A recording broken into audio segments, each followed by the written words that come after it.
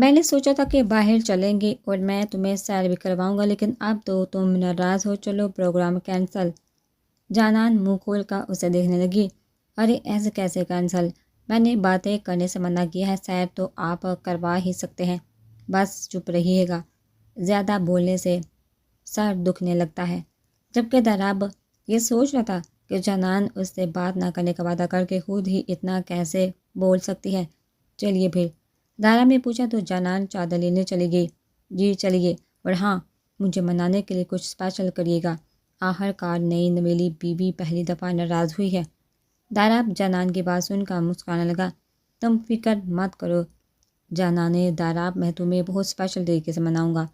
داراب اپنے ذہن میں طریقہ بھی سوچ چکا تھا، کیونکہ وہ اپنی جانان کو بہت اچھی طرح سے جانتا تھا۔ حمنہ نے سوچا بھی نہیں تھا کہ عثمان اس سے اتنی زیادہ محبت اور عزت دے گا۔ وہ تو اپنی قسمت سے بہت زیادہ ڈری ہوئی تھی۔ اسے لگا تھا کہ وہ بھی اپنی ماں کی طرح ایک انسان کے ہاتھ کی کٹ پتلی بن کر رہ جائے گی، لیکن عثمان کی توجہ نے اسے خود کی قسمت پر رشک کرنے پر مجبور کر دیا۔ وہ کھانا بنا رہی تھی جب اچانک کسی نے پیچھے سے اس کے کمر پر ہاتھ رکھا اپنی طرف کھینچا تو حمنہ چیخ مار کر ہاتھ میں پکڑی چھری سے اس پر حملہ کرنے لگی۔ اس سے پہلے کہ وہ چھری سے اس کے کندھے کو چیرتی، عثمان نے اس کا ہاتھ مضبوطی سے پکڑ لیا۔ کیا بات ہے، لوگوں کی بیویاں شوہر کی بلائی لیتی ہیں اور میری خود کو بیوہ کرنا چاہ رہی ہے۔ عثمان نے شرارت سے کہا تو حمنہ نے آنکھیں چھوٹی کی اسے گھورنے لگی۔ آپ کا ہی قصور ہے، جان نکال دی میری۔ عثمان نے مسکراتے ہوئے اس کے گال کو چوم لیا۔ اب ٹھیک ہے؟ عثمان کے ایسا کہنے پر حمنہ نے شرم سے منہ پھیر لیا۔ آپ جا کر فریش ہو جائیے، میں کھانا بنا لوں۔ حمنہ نے شرماتے ہوئے کہا۔ نہیں یار، یہ چھوڑو اور باہر چلتے ہیں، آج کھانا کھانے ایک کمال کی جگہ ہے، تمہیں بھی اچھا لگے گا، تم جا کر تیار ہو جاؤ بس۔ عثمان نے اس کے ہاتھ سے چھری لیتے ہوئے کہا۔ حمنہ بھی خوشی سے تیار ہونے چلی گئی۔ تقریباً آدھے گھنٹے کے بعد وہ کالے رنگ کے سوٹ میں تیار ہو کر ہاتھ میں چادر پکڑے آئی۔ چلیے، حمنہ نے پرجوش سے پوچھا تو عثمان نے موبائل سے دھیان ہٹا کر اسے دیکھا اور پھر نظریں ہٹانا ہی بھول گیا۔ بے خود سا ہو کر حمنہ کے پاس آئے، اس کا چہرہ اپنے ہاتھوں میں پکڑ لیا۔ اتنا خوبصورت اللہ کے باہر نہیں، کمرے میں جایا جاتا ہے جانے جہاں، عثمان نے معنی خیزی انداز میں کہا تو حمنہ نے منہ بنا لیا۔ نہیں جی، ابھی ہم باہر ہی جائیں گے، مشکل سے تو آپ کو وقت ملتا ہے، چلیے۔ حمنہ اس کا ہاتھ پکڑ کے اسے باہر کو کھینچنے لگی تو وہ بھی مسکراتا ہوا ساتھ چل دیا۔ حمنہ نہیں جانتی تھی کہ وہ کہاں جا رہے ہیں، لیکن عثمان نے جب گاڑی سلیمان صاحب کے گھر کے باہر روکی تو حمنہ حیرانی سے اسے دیکھنے لگی۔ حمنہ، جب ہمارے درمیان سب ٹھیک ہو گیا ہے تو اپنے بابا سے بھی ناراضگی ختم کر دو، ماں باپ بہت قیمتی ہوتے ہیں یار، ان کی قدر کرنی چاہیے، عثمان نے اسے سمجھانے والے انداز میں کہا۔ عثمان، میں ان سے صرف اس وجہ سے نہیں بلکہ ان کے اس سلوک کی وجہ سے ناراض ہوں جو انہوں نے بچپن سے ہمارے ساتھ کیا ہے۔ انہوں نے ہمیشہ سے وہ خود سے پیار کیا ہے، وہ بھی اتنا کہ ہماری محبت انہیں کبھی نظر ہی نہیں آئی۔ حمنہ کی آنکھوں میں آنسو آ گئے۔ یار اب ایسا نہیں ہے، انہیں پچھتاوا ہے، وہ مجھ سے معافی مانگنے آئے تھے، وہ تم سے اور جانان دونوں سے معافی مانگنا چاہتے ہیں، ایک موقع تو دو میری خاطر۔ عثمان نے انتہائی محبت سے کہا تو حمنہ نے ہاں میں سر ہلایا۔ چلو اب، عثمان اس کا ہاتھ تھامے گھر میں داخل ہوا۔ فاطمہ بھی حمنہ کو دیکھتے ہیں اس کے پاس آ کر گلے لگی۔ حمنہ بھی ماں اور بہن کو دیکھ کر بہت زیادہ خوش ہوئی۔ سلیمان صاحب کچھ فاصلے پر کھڑے سب دیکھ رہے تھے۔ حمنہ فاطمہ بیگم سے جدا ہو کر ان کے پاس چلی گئی۔ السلام علیکم بابا۔ حمنہ کہ ایسا کہتے ہی سلیمان صاحب نے اس کے سامنے ہاتھ جوڑ دیے۔ مجھے معاف کر دو بیٹا، جانے انجانے بہت غلط کیا میں نے، بہت تکلیف دی ہے تم سب کو، تم مجھے معاف کر دو تو میں جانان سے بھی معافی مانگ لوں گا۔ سلیمان صاحب کے ایسا کہنے پر حمنہ نے ان کے ہاتھ تھام لیے۔ نہیں بابا، آپ پلیز ایسا کہہ کے مجھے گناہ گار نہ کریں، پلیز۔ سلیمان صاحب نے حمنہ کو سینے سے لگایا تو حمنہ کے آنسو مزید روانی سے بہنے لگے۔ چلیے، داماد شادی کے بعد پہلی دفعہ آیا ہے، اسے یہیں کھڑا رکھیں گے کیا؟ فاطمہ بیگم نے ایسا کہا تو سب مسکراتے ہوئے لاؤنج میں چلے گئے۔ آج اتنے دنوں کے بعد سعد واپس آ گیا تھا اور اس کی سب سے زیادہ خوشی جانان کو ہوئی تھی۔ ابھی بھی وہ لان میں ہاشم صاحب گل اور سعد کے ساتھ باتیں کرنے میں مصروف تھی، ساتھ بیٹھے داراب کو مکمل اگنور کر رہی تھی۔ آپ لوگ میری ایک بات کا جواب دیں، اگر ایک آدمی نے ایک دیوار 4 دنوں میں بنائی ہے تو 4 آدمی ایک دیوار کتنے دن میں بنائیں گے؟ جانان نے سب کو دیکھتے ہوئے سوال پوچھا تو گل اپنی ذہانت کا مظاہرہ کرتے ہوئے جلدی سے بولی، 1 دن؟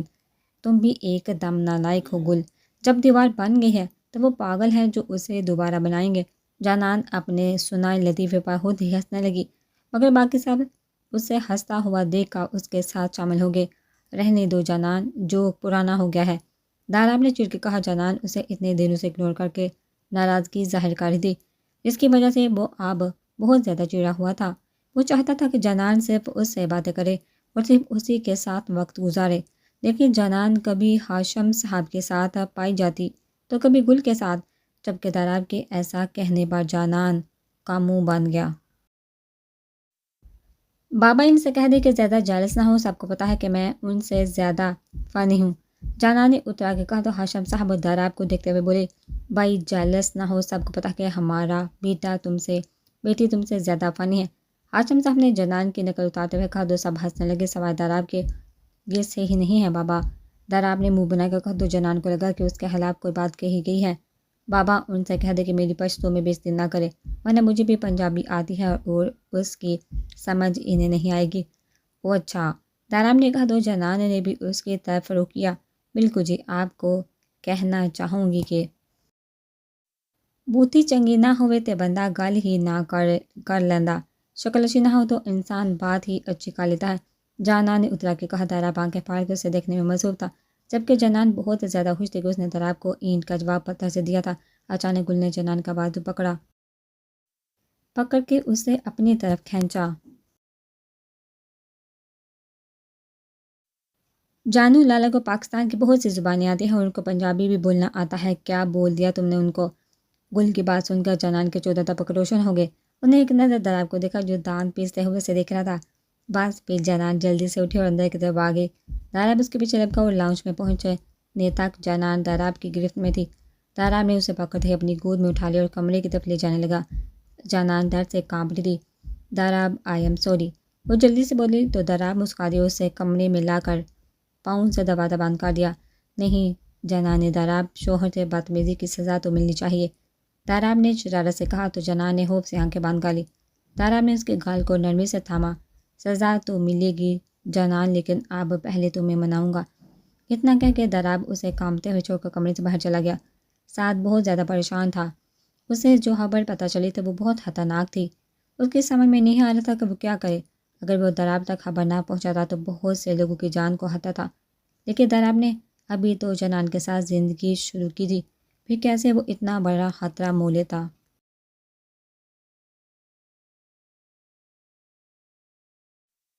کیا بات ہے سعد، کافی خاموشی ہے آج تو۔ داراب نے پیچھے سے آ کر اس کے کندھے پر ہاتھ رکھا۔ کہاں مصروف تھے تم؟ سعد نے اس سے پوچھا۔ یار تمہاری یہ جو بہن ہے تمہارے جانے کی وجہ سے ناراض ہو گئی تھی، بس اسے ہی منانے کی تیاری کر رہا تھا، داراب نے مسکراتے ہوئے بتایا۔ داراب بادشاہ نے کافی بڑے دھماکے کا پلان کیا ہے۔ کب اور کہاں؟ داراب نے مٹھیاں بیتے ہوئے کہا۔ تربت میں، اب سے 10 دن کے بعد ایک جلسہ ہے وہاں پر، کافی زیادہ لوگ ہوں گے وہاں۔ سعد خود بھی پریشان تھا۔ ٹھیک ہے ہم جائیں گے وہاں، بادشاہ مزید لوگوں کو مارنے میں کامیاب نہیں ہوگا۔ داراب اتنا بول کر وہاں سے جانے لگا تو سعد اس کے سامنے آیا۔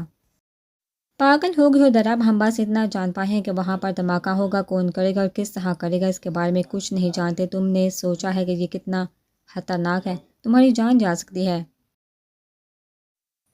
پرواہ نہیں، داراب نے پھر سے جانے کی کوشش کی تھی، اور اپنے ساتھ جو زندگی جوڑ بیٹھے ہے اس کی بھی پرواہ نہیں۔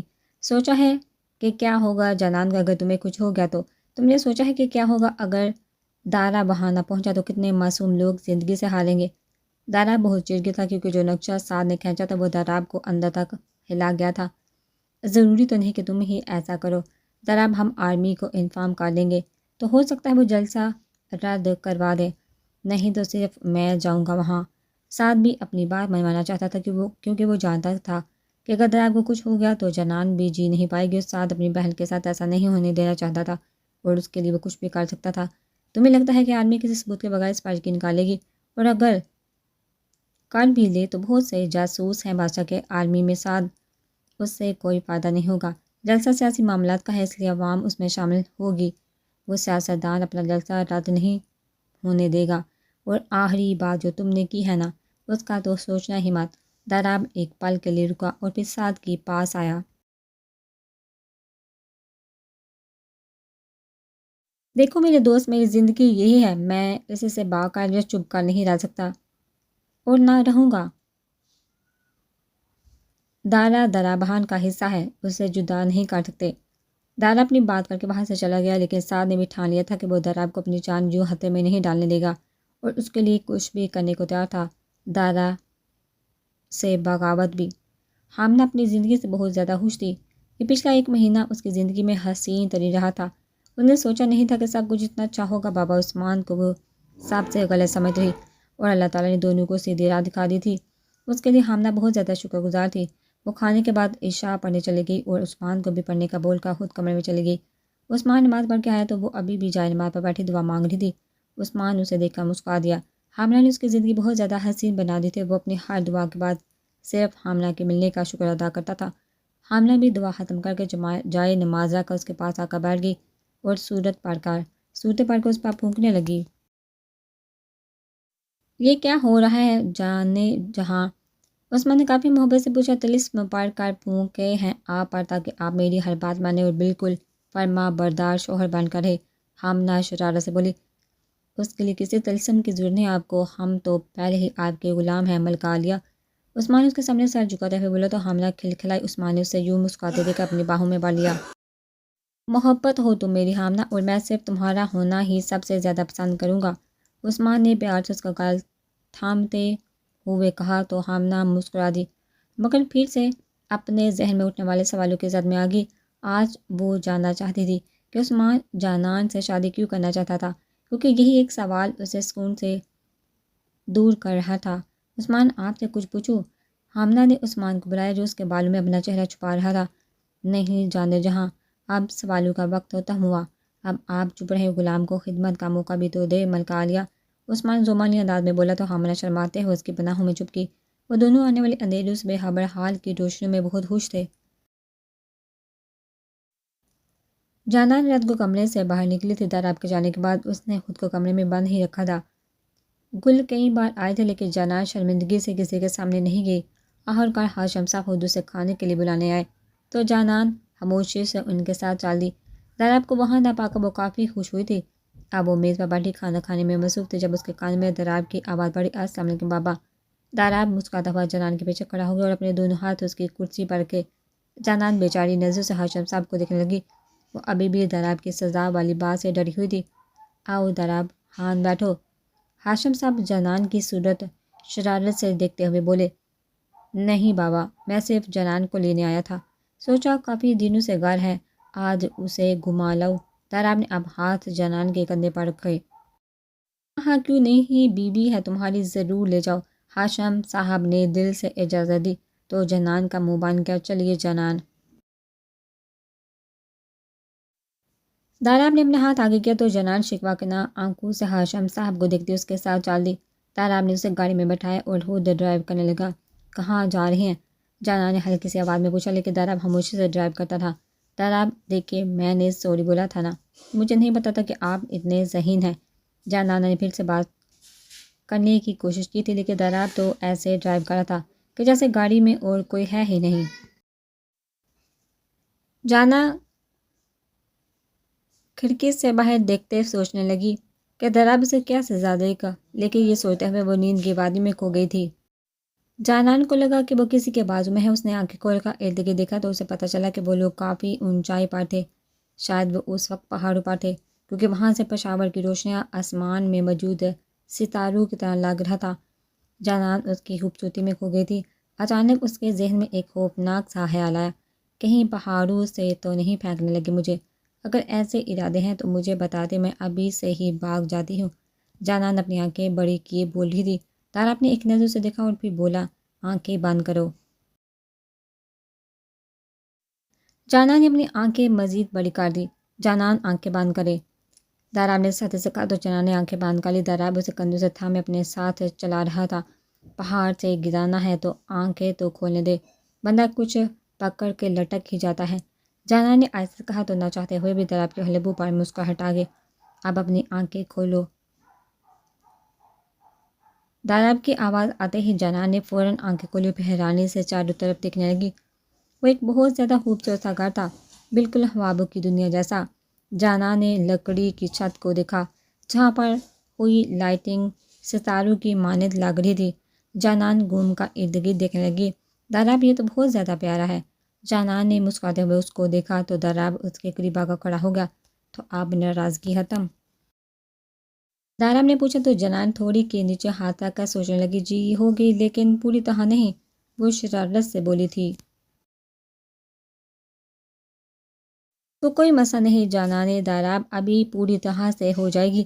اتنا کہہ کر داراب نے جنان کو اپنی باہوں میں اٹھایا اور ایک دروازے سے باہر بالکونی میں لے آیا جو کافی وسیع تھی۔ جنان داراب سے جدا ہو کر ریلنگ کے پاس کھڑی ہو گئی۔ وہاں سے وسیع آسمان اور پورے پشاور کی روشنیاں نظر آ رہی تھی۔ ایسا لگ رہا تھا جیسے آسمان پر موجود ستارے زمین پر موجود ستاروں سے مل رہے تھے۔ جانان نے اپنی زندگی میں اتنا خوبصورت کچھ نہیں دیکھا تھا۔ ایک ٹھنڈی ہوا کا جھونکا آیا تو داراب نے جنان کو پیچھے سے اپنی باہوں میں سمیٹ لیا۔ داراب یہ سب کتنا پیارا ہے، پتہ ہے جانان داراب، تم نے کہا تھا کہ تاروں کے نیچے کھلے آسمان تلے رات گزارنا سب سے اچھا ہوگا، اس لیے ہم یہاں باہر سوئیں گے کھلے آسمان تلے۔ داراب نے انتہائی محبت سے کہا تو جانان مڑ کر اسے دیکھنے لگی۔ لیکن داراب یہاں تو بہت سردی ہے۔ جانان نے معصومیت سے کہا تو کیا ہوا، ہم ہیں نا ایک دوسرے کے لیے۔ داراب کے ایسا کہنے پر جانان نے شرما کے اس کے سینے میں چہرہ چھپا لیا۔ داراب نے مسکراتے ہوئے اسے باہوں میں اٹھایا اور بالکونی میں موجود میٹرس پر بٹھا دیا، پھر خود بھی اسے پیچھے سے باہوں میں لے کر خود بھی اس کے قریب بیٹھ گیا اور دونوں کے گرد اب اچھی طرح سے بلینکٹ لپیٹ لیا۔ تو اب ناراضگی ختم؟ داراب نے اس کے سر پر بوسہ دیتے ہوئے پوچھا۔ جی 100% ختم۔ جانان بھی مسکرانے لگی تو داراب نے اس کا چہرہ اپنی طرف کیا۔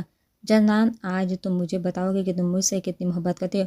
جانان نے شرما کر چہرہ اس کے سینے میں چھپا لیا۔ ایسے کام نہیں چلے گا جانو، آج تو بتانا ہی پڑے گا۔ جانان نے دہکتے ہوئے گالوں کے ساتھ اسے دیکھا۔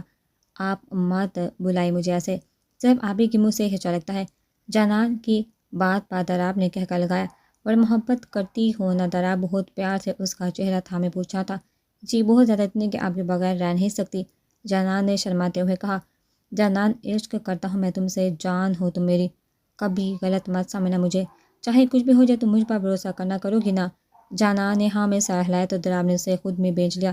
تم میری ہو جانان، صرف میری یاد رکھنا یہ۔ داراب شدت سے بھرپور لہجے میں بولا۔ اب آپ مان گئی ہیں تو کیوں نہ اب سزا بھی دے دی جائے۔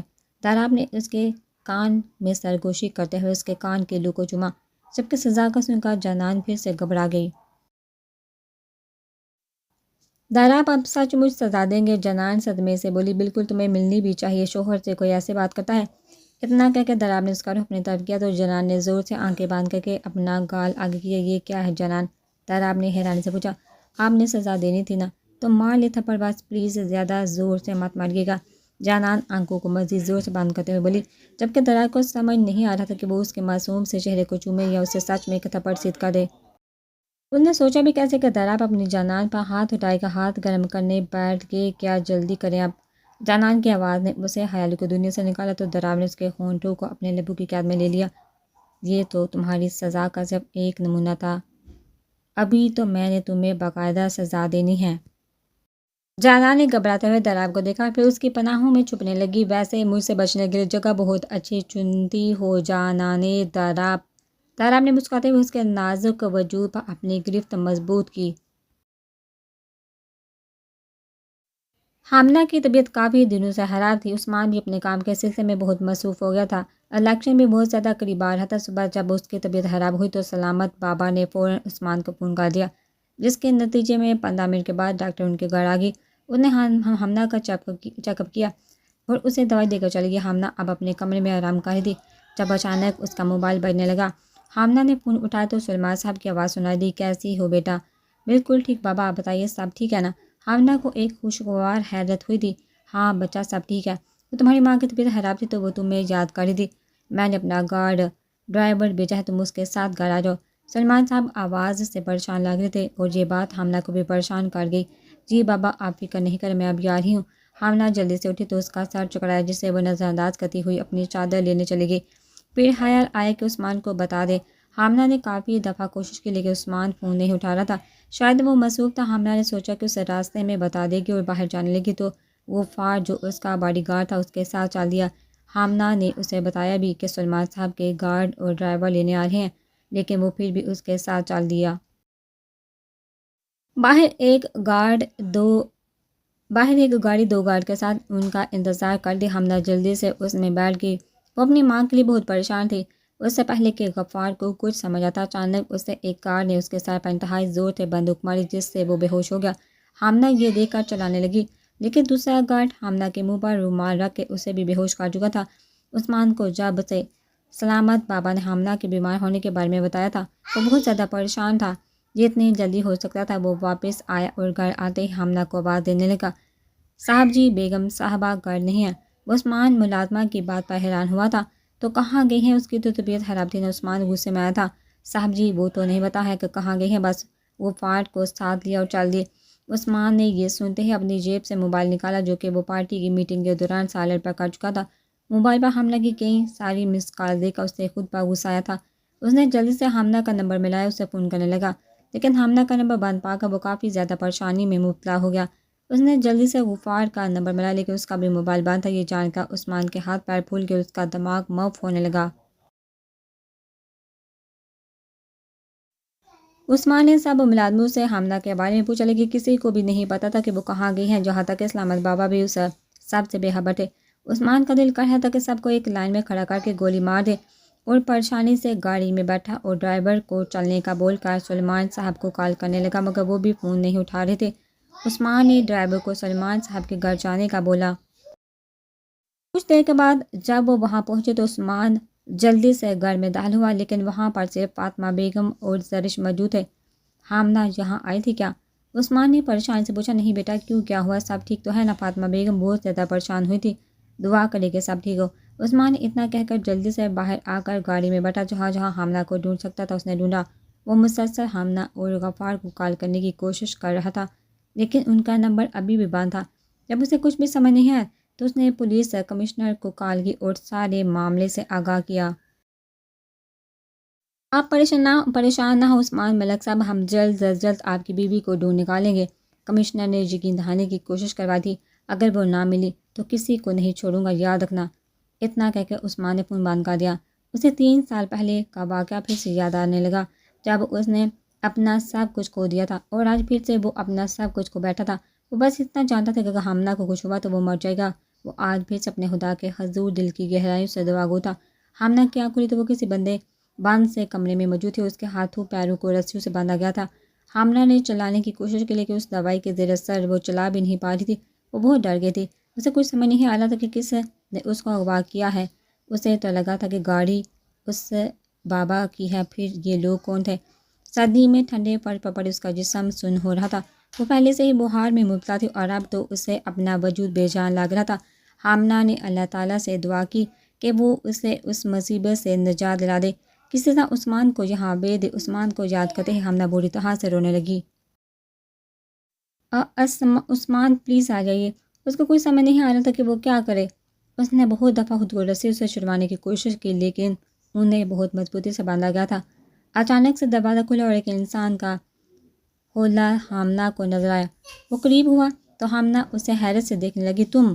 ردا حمدہ کے پاس فرش پر بیٹھ کر مسکرانے لگی۔ ہاں میں۔ تمہیں کیا لگ رہا تھا کہ تم مجھے بے عزت کر کے نکال دو گی اور میں چپ بیٹھ جاؤں گی؟ ردا چہرے پر وحشت سجائے بول رہی تھی۔ تم دیکھنا عثمان مجھے لینے آ جائیں گے اور پھر تم جیل میں جاؤ گی، پاگل لڑکی۔ حمدہ بہت غصے سے بولی تھی۔ ردا اس کی بات سن کر غصے سے اس کے قریب ہوئی اور اس کے بالوں کو اپنی مٹھیوں میں جگہ لیا۔ کیا کہا تو نے؟ تیرا ابھی بھی بال نہیں گیا، بتاتی ہوں تجھے۔ کیا کہہ کر ردا نے حمدہ کے بالوں کو جھٹکے سے چھوڑا اور اسے بری طرح سے مارنا شروع کر دیا۔ حمدہ نے مزاحمت کرنے کی کوشش کی، لیکن بندے ہونے کی وجہ سے کچھ کر نہ پائی۔ نہ جانے کتنی دیر ردا اسے جانوروں کی طرح مارتی رہی۔ وہ حمدہ کبھی چیختی تو کبھی عثمان کو بلاتی، کہ یہاں اس کی آہوں پکار سننے والا کوئی نہیں تھا۔ آخرکار حمدہ اپنے ہوش و حواس سے بے خبر ہو گئی تو ردا بھی اسے چھوڑ کے وہاں سے چلی گئی۔ حمدہ کے جسم کا ہر حصہ درد میں لپٹا ہوا تھا، لیکن اب وہ اس دنیا اور اس درد سے بے خبر سو رہی تھی۔ اس کے ذہن میں آخری خیال عثمان کا تھا۔ اس کے بعد اس کا وجود بے جان سا ہو گیا۔ جانان اور دائرہ بس صبح ہوتے ہی واپس آ گئے تھے۔ جانان نے بہت زیادہ انجوائے کیا تھا۔ صبح کی نماز کے بعد ایک لڑکا انہیں وہاں ناشتہ دے کر گیا تھا، اور اس کے بعد وہ ہندو کلچ کے پہاڑوں پر سیر کرنے چلے گئے۔ جانان نے دریاب کو کہہ دیا تھا کہ وہ اب دریاب کو زیادہ تنگ کرے گی، کیونکہ اس نے بہت اچھی طرح سے اسے منایا تھا۔ اس بات پر دراب نے اسے سزا یاد کروائی تو وہ شرما دی۔ گھر واپس آتے ہی جنان گل کے پاس چلی گئی اور اس سے دراب کے سرپرائز کے بارے میں بتانے لگا۔ بتانا تھا دراب کو والدین کی کال آئی تھی، اس نے ملنے بلایا تھا۔ دراب والدین کے پاس چلا گیا تھا۔ جانان اب گل کے پاس بیٹھی، کبھی اس گھر کی تعریف کرتی تو کبھی پہاڑوں کی۔ تم کو بس گھر اور پہاڑ اچھا لگا اور لالا نے تمہارے لیے اتنا کچھ کیا تو وہ سب اچھا ہوا نا۔ گل کے ایسا کہنے پر جنان مسکرانے لگی اور دراب تو میرے لیے سب کچھ ہے، ان کے بغیر تو نہ پہاڑ ہے نہ آسمان نہ یہ جہان۔ گل ان کے بغیر تو میں کچھ بھی نہیں، ایسا لگتا ہے اگر وہ مجھ سے دور چلے گئے یا ناراض ہو گئے تو میں مر جاؤں گی۔ جانان پریشان سے بولی تو گل اس کا موڈ اچھا کرنے کی کوشش کرنے لگی۔ لالا آئیے گا نا تو یہ سب ہم اسے بتائے گا۔ گل شرارت سے بولی تھی۔ نہیں بالکل نہیں، کتنی شرم آئے گی مجھے۔ جانان اپنا چہرہ ہاتھوں میں چھپاتے ہوئے بولی ہم یہ بھی بتائے گا لالا کو۔ گل ہنستے ہوئے بولی۔ جانان نے منہ بنا لی اور ہاشم صاحب کے کمرے کی طرف جا دی۔ بابا کو بتاتی ہوں کہ میری سہیلی کو اپنے لالا سے زیادہ پیار ہے۔ جانان کی بات پر گل ہنستے ہوئے اس کے ساتھ چل دیا۔ ہر اس کے لالا کی سپورٹ میں بھی تو کوئی ہونا چاہیے تھا نا۔